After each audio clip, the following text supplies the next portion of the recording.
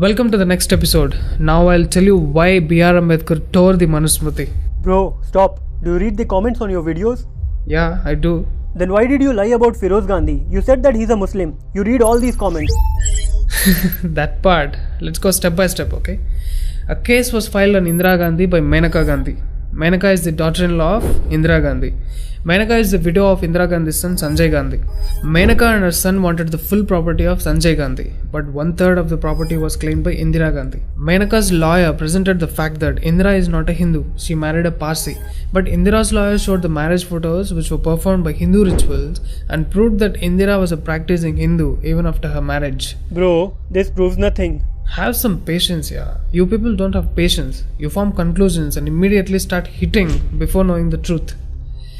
The Hindu marriage story can also be confirmed by the letter from Nehru to Lakshmidhar Shastri. Nehru wanted the ceremony to be done by Hindu rituals and only in Sanskrit and Hindi. Now after getting married to Indira, Feroz became an outcast. And what happened to Parsi outcasts after the death? They don't feed them to vultures. They are not even allowed to step inside the Tower of Silence, they bury them. And that is why he was buried. But he wasn't just buried. His Antim Samskar happened like a Hindu. Watch this video. 16 साल के राजीव गांधी ने फिरोज की चिता को आग लगाई। उनका अंतिम संस्कार हिंदू रीति रिवाजों से किया गया। He actually didn't like the Parsi way of cremation. Watch this. उन्हें अंतिम संस्कार का पारसी तरीका पसंद नहीं था, जिसमें शव को चीलों के लिए खाने के लिए छोड़ दिया जाता है। So, he was as much a Parsi as Rahul Gandhi is a Hindu. Him being a Parsi is similar to Shashi Tharoor being a Hindu. Him being a Parsi can also be compared to all the Hindus who are born as Hindus, who have the Hindu names but are not Hindus. Bullshit. You didn't prove that he was a Muslim. What is your reason behind calling him a Parsi? Just because he was born a Parsi? He didn't follow anything which Parsis do. He didn't marry in a Parsi way. Even his rituals after the death were not performed in a Parsi way. The biggest question is, when Feroz never wanted the Parsis rituals, then why did Indira bury his ashes in a Parsi cemetery? No one visits his tombstone now, and it's left in a devastated state. The last time Rahul Gandhi visited the tombstone in 2008, Priyanka in 2009, and Sonia in 2001. But these same people visits Indira's memorial place every single year. I actually read the comment. Your answer lies here. Nehru का चेहरा पीला पड़ा हुआ था। वो और संजय एक साथ उस कमरे में आए थे जहां फिरोज का शव लोगों के अंतिम दर्शन के लिए रखा गया था। I'm playing the main clip. उस समय वहां सभी धर्म ग्रंथों का पाठ किया जा रहा था। When Parsis were persecuted by Muslims, then why were holy books of every religion were there?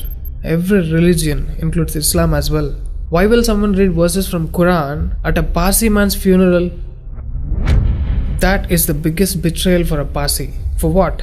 Just to gain political mileage? I didn't make Feroz Gandhi a Muslim. He was made a Muslim by Nehru Gandhi family.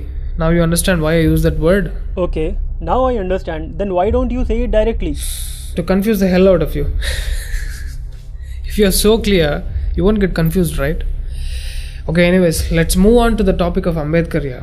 Before addressing the Ambedkar topic, I want to address the issue of discrimination.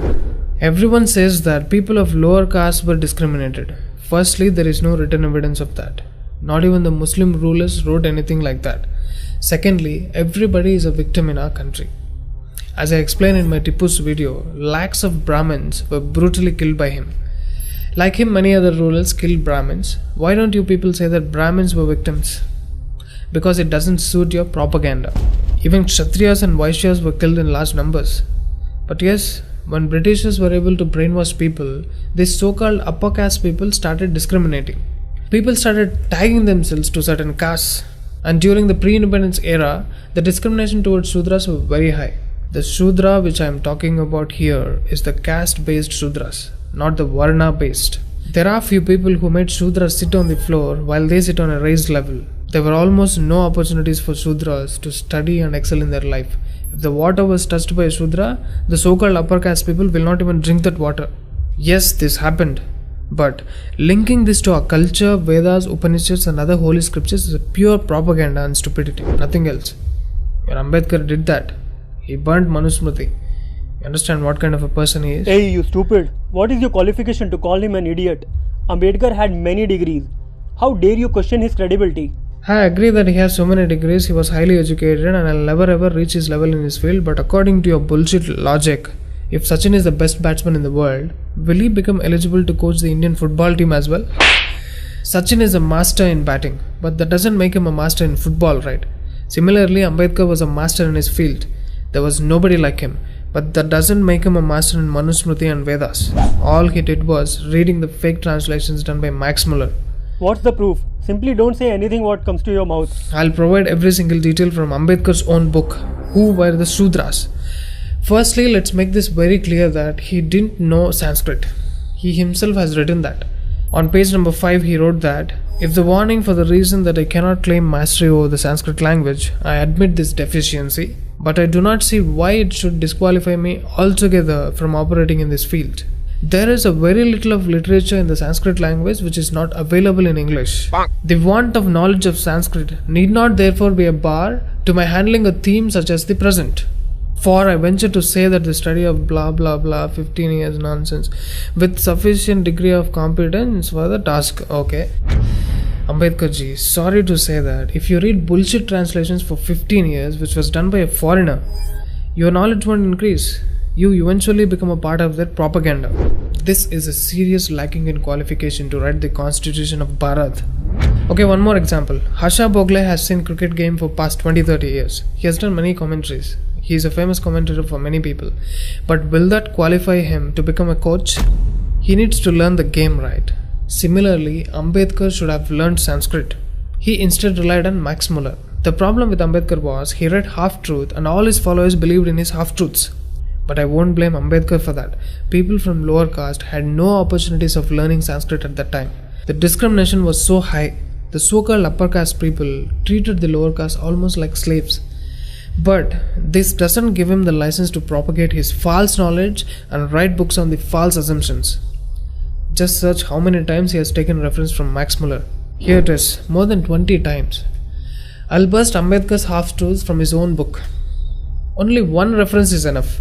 Let's go to the end of the page 14 and the starting of page 15. He wrote this. To take a few illustrations of this propaganda in support of the Purusha Sukta, reference may be made to the Apastamba Dharma Sutra and the Vasishtha Dharma Sutra. The Apastamba Dharma Sutra states there are 4 castes: Brahmins, Kshatriyas, Vaishyas and Sudras. Among these, each preceding caste is superior by birth to the one following. This is half-truth. This is what happens when you don't know about the subject but start writing. Let's open Apastamba Dharma Sutra. Firstly, sutras are not slokas, okay? It's different.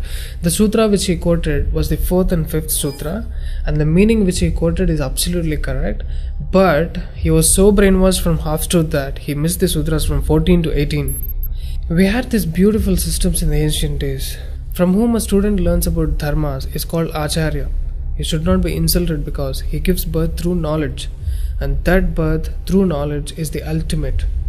Parents give birth only to their body, but it is always the guru who helps the person to transform and become a dvija. So superiority by birth in the 5th sutra means birth due to knowledge. Ambedkar ji failed to understand the concept of dvijas even after reading the translated versions for 15 long years. Doesn't matter how long, if you're not soaked into spirituality, how the hell can you understand these things? Not your fault, Ambedkar ji. You read the bullshit translations which were meant to divide Bharat. The whole divide in the society started when they failed to understand the meaning of the word dvijas. They failed to get the concept of reborn, enlightenment. Please watch the first part to understand more about dvijas. Only a person who is soaked in spirituality can understand these things. The whole divide in the society started when they failed to understand the meaning of dvijas. Britain-funded propagandist translators did this to create a divide between us, and we fell into the trap. I think I've proved enough why Ambedkar tore Manusmriti.